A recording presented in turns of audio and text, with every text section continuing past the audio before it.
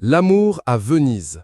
Du 26 au 28 juin 2025, Jeff Bezos et Lauren Sanchez ont décidé de s'unir pour la vie à travers une cérémonie romantique et spectaculaire sur la lagune vénitienne. Pendant 3 jours, le couple organise une célébration entourée de nombreux convives. Ces derniers sont entre 200 et 250.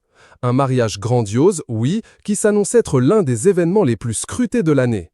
Et pour ce premier jour, des personnalités ont déjà répondu à l'invitation, comme le clan Kardashian, Leonardo DiCaprio et sa compagne Vittoria Ceretti. Jessica Alba, amie de longue date de la future épouse, a aussi son nom inscrit sur la liste des invités.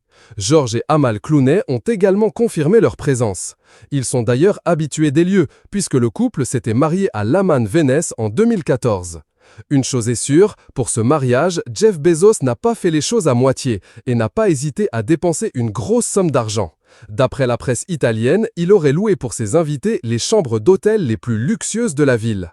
Pour vous donner une petite idée, une chambre double au Palais Gritti coûte 1 000 €. Pour une suite, il faut compter environ 5 000 €. Et bien évidemment, le milliardaire américain a privatisé la quasi-totalité des gondoles et des radiotaxis de l'île. Si vous avez prévu de vous rendre à Venise ce week-end-là, mieux vaut passer votre chemin et revenir plus tard. Vous ne risquez pas de voir grand-chose. Mais tout cet argent doit être protégé et encadré par un contrat de mariage, comme le rappelle son avocat Alphonse Provinciano dans les médias américains. Un mariage est aussi une question d'argent, surtout s'il y a de grandes différences financières entre les deux parties.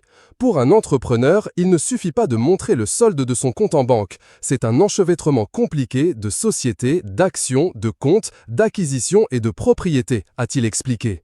Jeff Bezos a également payé à sa future épouse un très bon avocat afin qu'il puisse lire le contrat et défendre ses intérêts en toute transparence. Pour le moment, les détails de ce contrat n'ont pas encore été dévoilés. En revanche, d'après certains médias, la durée du mariage pourrait jouer un rôle déterminant dans le partage des biens en cas de divorce. Lauren Sanchez pourrait garder tous les cadeaux de Jeff Bezos, dont sa bague de fiançailles à environ 2,5 millions de $.